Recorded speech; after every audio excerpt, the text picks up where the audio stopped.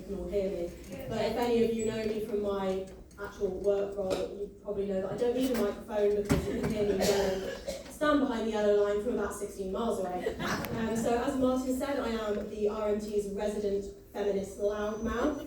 My proper title is president of the RMT's National Women's Advisory Committee, but feminist loudmouth sounds far better. But I'm here today to talk to you about the closure of the ticket offices and the subsequent de-staffing of the stations and how this is going to impact on women. So I'm going to paint you a picture to start off with. Imagine a woman, your average mum in her 30s, and she is going on a trip. So she's off from here in Berwick, say, to London King's Cross. She's got her 6-year-old child with her, she's got a baby in a pram, and she's got enough luggage for the three of them for the weekend. Say her elderly mum lives in London and she's been taken ill, so she hasn't had a chance to book anything, she's just turning up and getting on a train. The first thing she's got to do is buy a ticket. But she gets to the ticket office and the shutters are down, so she thinks, oh, that's no problem, I can use an app. I've seen the train line advertised on the TV, let's use that one. So she goes on, she clicks through. She goes on, she books it, she goes, oh great, look, I've saved £20. However, the algorithm that this app uses to save money means that it split her ticket into 3 portions. This is all on the same train, but she's got 3 tickets for it. Now this app isn't counting the human issues of being a woman travelling on your own with a couple of kids and all the assorted paraphernalia of motherhood. So when it's done these 3 separate portions for her ticket, it's also done 3 separate seat reservations. So that's twice during her journey that she's got to get up, scoop up the kids, scoop up the luggage, drag the pram down the train, and change seats. Right now, she doesn't have to bother with that because instead of using that app that doesn't know about people, she can go to the ticket office where there is a human behind a desk who can help her.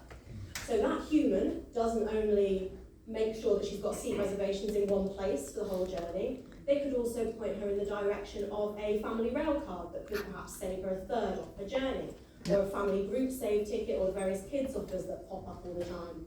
They could ensure that her seats are at the end of the coach so she doesn't have to worry about her luggage, or in the cafe bar so she can keep the kids entertained with snacks. If the train is indeed going to be so rammed busy that she can't get a seat reservation all the way through, they can advise her on a quieter train that she could potentially get, or help that she could get at the station to find an unreserved seat. You can't do that on a third-party, for-profit app that knows nothing about the human experience. A soulless, detached...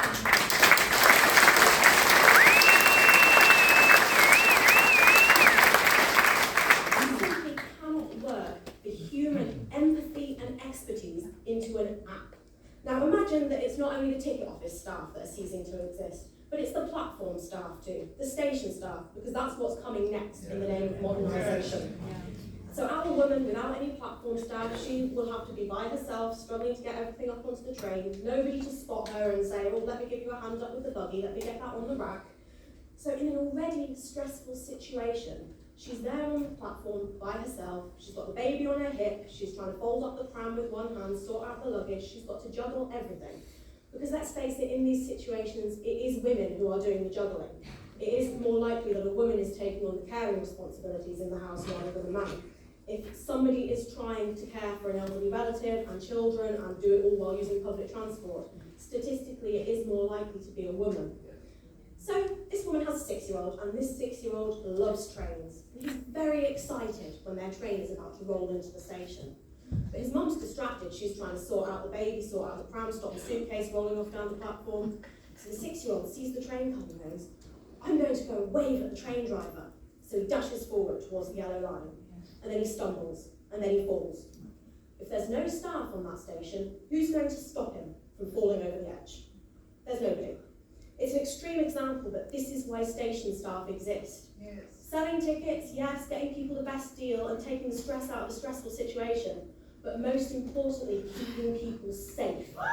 Hey!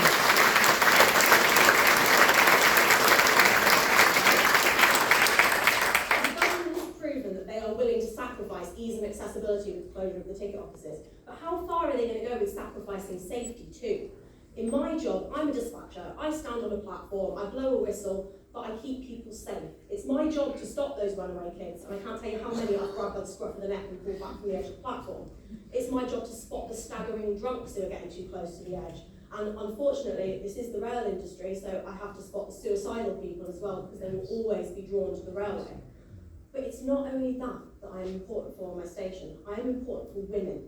A couple of examples that I've got. A few months back, I had to barricade a woman into the first class lounge on my station because her violent ex-partner was prowling around the station to, I quote, smash her head in. Literally this last weekend, a woman came off a train at my station and collapsed because her drink had been spiked. And she was pretty much comatose on the platform. We had to wait with her for an ambulance to arrive. It was a very scary situation. Our night shift staff always 2 or 3 times a week will report that they've had women and girls on the station at 2, 3, 4 o'clock in the morning because they've missed the last train home for whatever reason and they don't want to wander the streets in the dark because they're too scared. And that is a uniting factor when it comes to women using public transport, is fear. And what's the uniting factor that is keeping them safe? Staff. Yeah.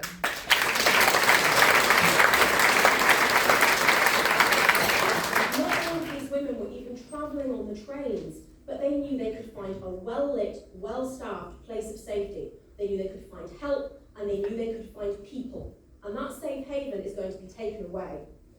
It's starting with the closure of the ticket offices, but it really is the tip of the iceberg when it comes to the cuts on the horizon for us. And we, at the RMT, we've been fighting for years to keep staff on trains and staff on stations, and we are not going to stop fighting anytime soon.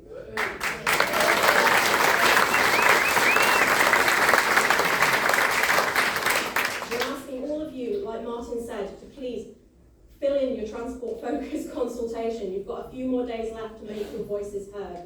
Come to our picket lines. We've got some great ones coming on tomorrow, believe me. And we just need to have that collective voice where we can all say no at this consultation, no to the cuts, and no to the closures of the ticket office. Thank you all for your support.